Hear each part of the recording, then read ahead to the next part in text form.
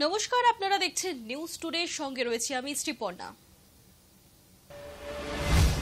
অভিষেক বন্দ্যোপাধ্যায়ের পর রাহুল গান্ধী, নির্বাচন কমিশনের ফ্লাইং স্কোয়াড হানা দিল রাহুল গান্ধীর কপ্টারে।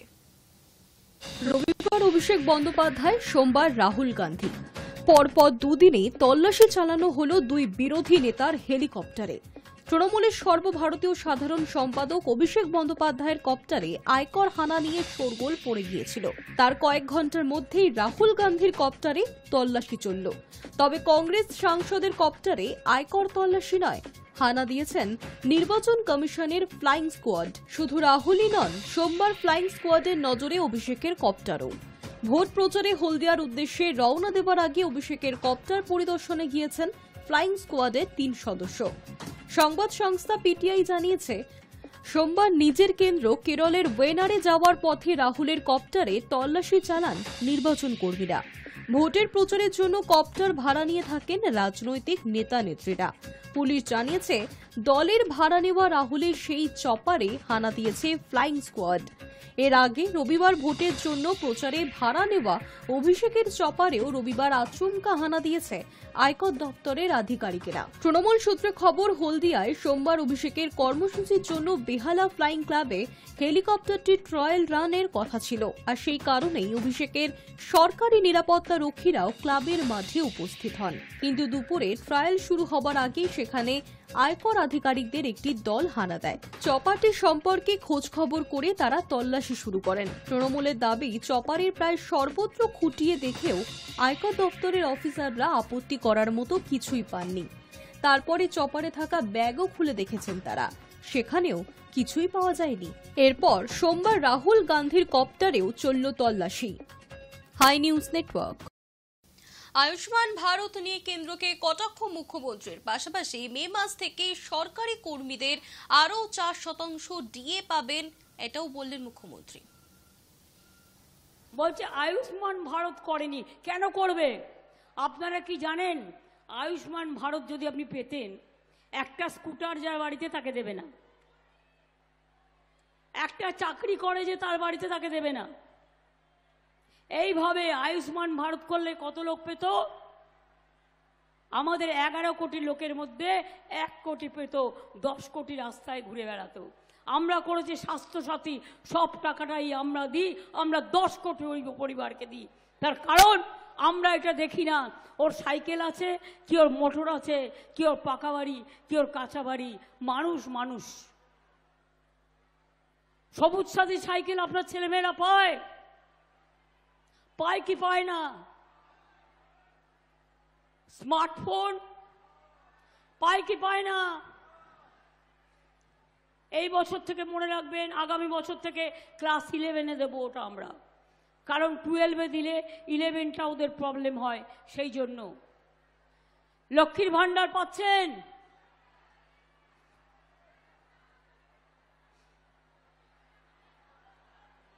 মা লক্ষ্মীরা,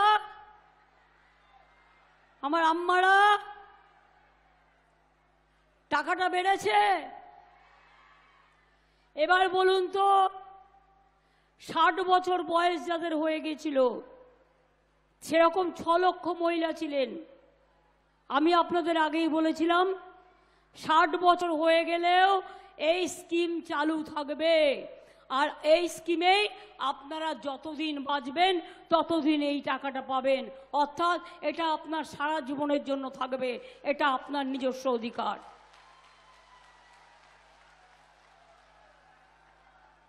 ছাত্রছাত্রীদের জন্য 10,000 টাকার স্মার্ট কার্ড। সংখ্যালঘুরাও জেনে রাখুন, 3 কোটি ছাত্রছাত্রীকে আমি স্কলারশিপ দিয়েছি, ঐক্যশ্রী। ওবিসি বন্ধ করে দিয়েছে প্রোগ্রাম, আমি মেধাশ্রী করে দিয়েছি। তপশিলি ছাত্র বন্ধুদের, যুব বন্ধুদের আমরা যোগ্যশ্রী প্রোগ্রাম করে দিয়েছি। আপনার ছেলে মেয়ে ট্রেনিং নিয়ে ডাক্তার হবে, ইঞ্জিনিয়ার হবে, প্রফেসর হবে, আইএস হবে, আইপিএস হবে। কন্যাশ্রী মেয়েরা আজকে কত ভালো করছে। একদিকে কন্যাশ্রী, অন্যদিকে শিক্ষাশ্রী, অন্যদিকে ঐক্যশ্রী, অন্যদিকে মেধাশ্রী, একদিকে মেধাশ্রী অন্যদিকে যোগ্যশ্রী, একদিকে যোগ্যশ্রী অন্যদিকে সবুজ সাথী, একদিকে সবুজ সাথী অন্যদিকে লক্ষ্মীর ভাণ্ডার, একদিকে লক্ষ্মীর ভাণ্ডার অন্যদিকে রূপশ্রী। কোনটা নেই বলুন তো? এর মধ্যেও তো সরকারি কর্মীরা আরো 4% দিয়ে পাবে মে মাসে, আমরা বলেছি। অঙ্গনওয়াড়িদের 1000 টাকা করে আমরা বাড়িয়েছি। আগে জেনে রাখবেন, কেন্দ্র 90% টাকা দিত, এখন দেয় না, আমাদের ম্যাক্সিমাম টাকাটা দিতে হয়। কিন্তু আপনারা অনেক কাজ করেন, আশার কর্মীরা অনেক কাজ করে, আশার কর্মীদেরও 1000 টাকা বাড়িয়েছি, অঙ্গনওয়াড়িদেরও বাড়িয়েছি, হেল্পারদেরও 500 টাকা করে বাড়ানো হয়েছে, ভিআরপিও বাড়ানো হয়েছে, সিভিকও বাড়ানো হয়েছে, সাম্মানিক গ্রিন পুলিশও বাড়ানো হয়েছে, আরও এরকম যারা আছেন সবটা আমার মনে পড়ছে না, অনেককেই করে দেওয়া হয়েছে। পঞ্চায়েতের কর্মীরা আগে স্বাস্থ্যসাথী প্রকল্পের স্কোপ পেত না, সবটাই করে দেওয়া হয়েছে। বাকি কিছু নেই, বাকি যদি ছোটখাটো কিছু থাকে আমায় বলবেন, আমি পরে দেখে নেব। এখন তো ইলেকশন চলছে। প্রথম দফায় লোকসভা ভোট হবে আগামী শুক্রবার, আর তার 4 দিন আগে ইস্তাহার প্রকাশ করলো বিজেপি। কি কি রয়েছে সেখানে দেখুন। প্রথম দফায় লোকসভা ভোট হবে আগামী শুক্রবার, তার 4 দিন আগেই ইস্তাহার প্রকাশ করল বিজেপি। তাদের সংকল্প পত্রে মোদির গ্যারান্টির উপর জোর দেওয়া হয়েছে। একই সঙ্গে জানানো হয়েছে, মোদি দলের ইস্তাহারে মহিলা, যুব সম্প্রদায়, কৃষক এবং গরিব মানুষকে বিশেষ গুরুত্ব দিয়েছেন। দলের ইস্তেহার প্রকাশ হওয়ার পর বক্তব্য রাখতে উঠে মোদি বলেন, মোদির গ্যারান্টি এই যে বিনামূল্যে রেশন বন্টনের প্রকল্প আগামী 5 বছরের জন্য চালু থাকবে।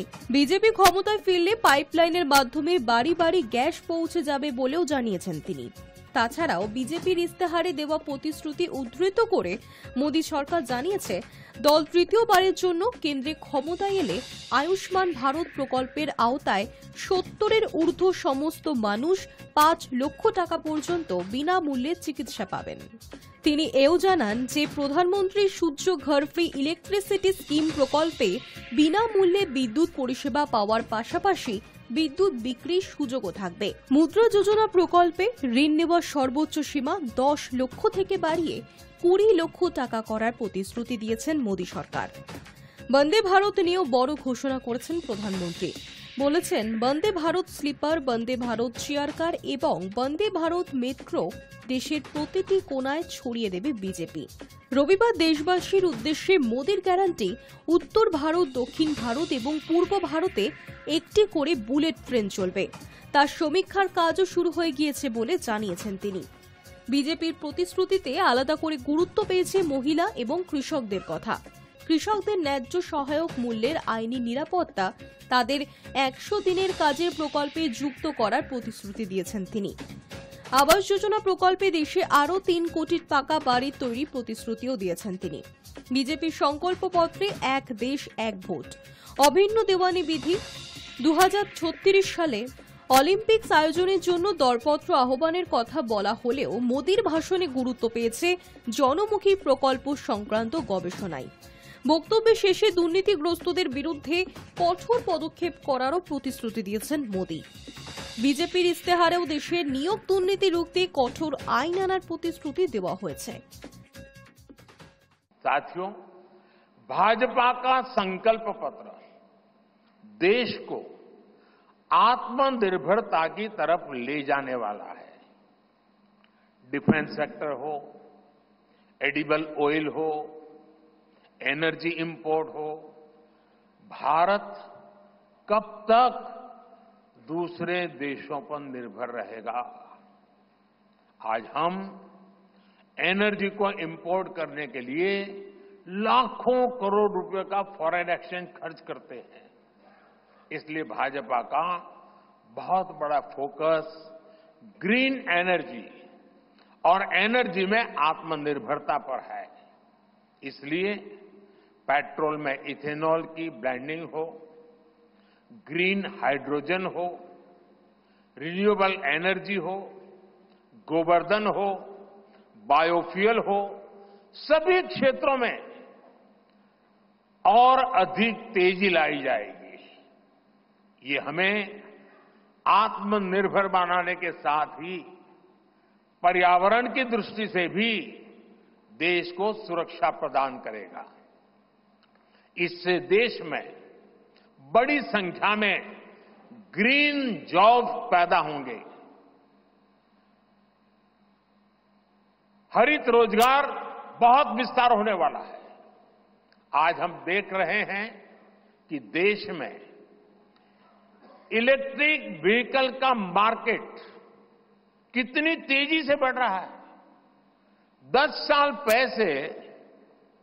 पहले एक साल में सिर्फ 2000 इलेक्ट्रिक व्हीकल बिके थे, एक साल में 2000, जबकि पिछले ही साल 17 लाख से ज्यादा इलेक्ट्रिक व्हीकल बिके हैं।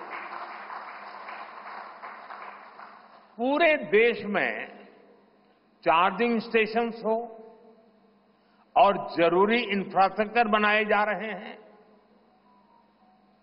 और ई व्हीकल का इतना बढ़ाव होने वाला है, तो मैंने घर में भी जैसे पीएम सूर्य घर से जोड़ करके घर में भी चार्जिंग स्टेशन और मुफ्त में ट्रैवलिंग, उस दिशा में भी हम बढ़ रहे हैं। इससे उभरते हुए सेक्टर से भी देश में रोजगार की अनेक नई संभावनाएं बनने जा रही है। आपने देखा है कि पिछले 10 साल में भ्रष्टाचार पर भाजपा सरकार ने कितनी बड़ी कड़ी कार्रवाई की है। भ्रष्टाचार गरीब का हक छीनता है, मध्यम वर्ग का हक छीनता है। राष्ट्रीय स्तर पर होने वाले हजारों करोड़ के घोटाले अब बंद हुए हैं। अब गरीब को उसका हक मिल रहा है और गरीब को लूटने वाले जेल जा रहे हैं। भ्रष्टाचारियों पर ऐसे ही निरंतर सख्त कार्रवाई होती रहेगी, ये मोदी की गारंटी है। Hi News Network. এবার মুর্শিদাবাদে ডিআইজিকে অপসারণ করল নির্বাচন কমিশন। মুকেশের বিরুদ্ধে বহরমপুরের বিদায়ী কংগ্রেস সাংসদ অধীর রঞ্জন চৌধুরী অভিযোগ করেছিলেন, আর তার অভিযোগ ছিল তৃণমূলের হয়ে কাজ করছেন আইপিএস অফিসার, আর তারপরেই বদলি। কি বলছেন এই বিষয়ে অধীর রঞ্জন চৌধুরী, শোনাবো। এই নিরপেক্ষ নির্বাচনকে বানচাল করবার যারা চেষ্টা করছে তাদের মধ্যে নাম্বার 1 পুলিশের ড্রেসে একজন ক্রিমিনাল, তার নাম মুকেশ কুমার। কথাটা শুনতে খারাপ লাগতে পারে, পুলিশের ড্রেসে বলেছি, মানসিকভাবে তিনি একজন ক্রিমিনাল মানসিকতার অফিসার। তিনি আইপিএস নিশ্চয় শিক্ষিত, আইএস হতে পারে নিশ্চয় শিক্ষিত, কিন্তু পুলিশের ড্রেসে তিনি যেটা করেছেন সেটা তো ক্রাইম। এখানে আজ বলে নয়, এই বহরমপুর মুর্শিদাবাদের বহু বহু যুবককে মিথ্যা কেসে, মাদক পাচার কেসে বছরের পর বছর জেল খাটিয়েছেন এই মুকেশ কুমার। এই মুর্শিদাবাদ জেলার যত গরু পাচার, যত বালি পাচার, সব টাকা খেয়েছে এই মুকেশ কুমার। এই মুকেশ কুমারের তৃণমূল দলের হচ্ছে আগমার্কা দালাল, আগমার্কা কৃতদাস মুকেশ কুমার। এবং এই মুর্শিদাবাদে নির্বাচনের আগে ভয়ঙ্কর খেলা খেলছিল, বিশেষ করে আমার লোকসভা কেন্দ্র বহরমপুরে ভয়ঙ্কর খেলা খেলছে এই মুকেশ কুমার। দাঙ্গা লাগানোর চেষ্টা করছে, হ্যাঁ, পরিকল্পিতভাবে দাঙ্গা লাগানোর চেষ্টা করছে যাতে হিন্দু মুসলমানের ভাগ বিভাজিত হয়ে যায় এবং হিন্দু মুসলমান উভয় সম্প্রদায়কে কোনো না কোনোভাবে তৃণমূলের লোকরা উস্কাচ্ছে, বড় ভয়ঙ্কর খেলা খেলছে।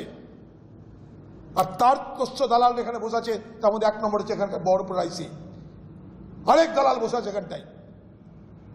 আমাদের কাউন্সিলর সে এলাকায় নাই, পাড়ায় নাই, সে বাড়িতে, তার নামে কেস দিচ্ছে কোন একটা ঘটনায় যেখানে আমি আছি। আর আমার নামে কেস দিয়ে অপরাধ করলে থানা যাব, কোর্ট যাব, বেল হবে, না হলে জেল যাব, সব কিছু করবো। যারা ঘটনাই নাই, বাড়িতে বসে আছে, সিসিটিভি ক্যামেরা দেখতে পাচ্ছে কানায় রায়, তাকে পর্যন্ত কেস দিয়েছে।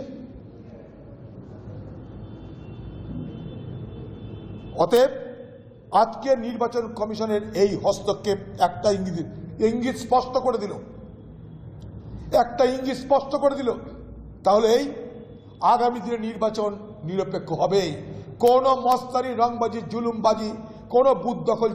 ভোটের আর কিছুদিন মাত্র বাকি রয়েছে, আর তার আগেই প্রকাশ্যে বন্দুক বার করে হুঁশিয়ারি যুবকের। শামশেরগঞ্জ থানার বাসুদেবপুরের 34 নম্বর জাতীয় সড়ক সংলগ্ন এলাকার ঘটনা।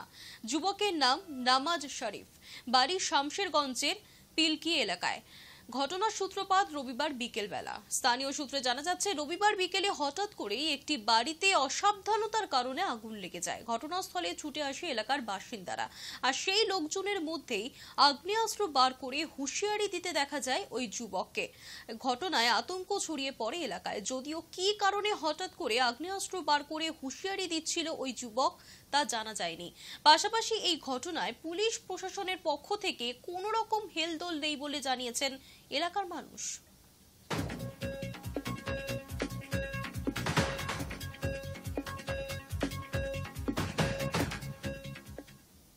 উইকেন্ডে দীঘায় ভিড়। বাংলা নববর্ষ সেলিব্রেট করতে বহু মানুষ গিয়েছেন দীঘায়, আর সেই আনন্দ উচ্ছ্বাসে বাদ সাধল এক দুর্ঘটনা। দীঘার সমুদ্রে স্পিডবোটের দুর্ঘটনা, তাতে গুরুতরভাবে আহত হয়েছেন একজন পর্যটক মহিলা। স্পিডবোটটি মহিলার উপর দিয়ে চলে যায় বলে জানা গিয়েছে। বোটের পাখায় দেহের বিভিন্ন অংশ কেটে গিয়েছে ওই মহিলার। যদিও লাইফ জ্যাকেট পরে থাকার কারণে বড় কোনো দুর্ঘটনার ঘটেনি, রেহাই পেয়েছেন তিনি। তবে দীঘায় এই ঘটনা নতুন নয়। স্পিডবোটের কারণে বহু মানুষ সমুদ্রে স্নান করতে গিয়ে অনেকেই আহত হয়েছেন। সচেতনতার অভাব বলে পর্যটকদের দাবি।